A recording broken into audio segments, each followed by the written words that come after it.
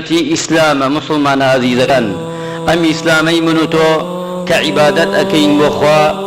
أما براستي قورترين نعمة خوار شانيتي بسري منوتو دا لجياني أمرودا لدنياي أمرودا ببينا خلقاني كي إخوانا ناسن خلقاني كي هتاي استاكش نازانن أم قردونا كي إخوايانا هر روجك شتيك دكنا إخوايا ودي برستن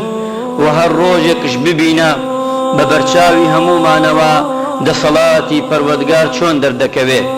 ئەگە تەماشای ئاینی ئیسلامی پیرۆز بکەی بۆ هەموو شوێنێ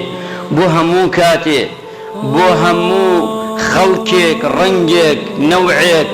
هەمووی دەگونجێ لەگەڵ ئیسلامدا. ئیسلام هاتووە دینێکە شاملە کاملە تەواوکەرە تەواوکەری ئەدیانەکانی ترە مافی هەمووی تیادایە هەمووی کۆ دەبێتەوە هەموومان کۆ دەکاتەوە ئیسلام مسلمان کۆ دەکاتەوە غەیری مسلمانش لەژێر چەتری ئیسلامدا کۆی دەبێتەوە چۆن پێغەمبەر گیان عەلەیهی سەڵات وەسەلام لە مەدینەدا ئیسلام و مسلمانانی کۆ کردەوە لەگەڵ یەهودیەکان و غەیری ئەوانشی هەر کۆ کردەوە ژیانێکی بەختەوەرانەی پیشاندا بە هەموو دنیا. ئەگەر ئەو ئیسلامە ڕاستەقینە بێ ئەو ئیسلامە بێ خواگیان کە داوا دەکا لە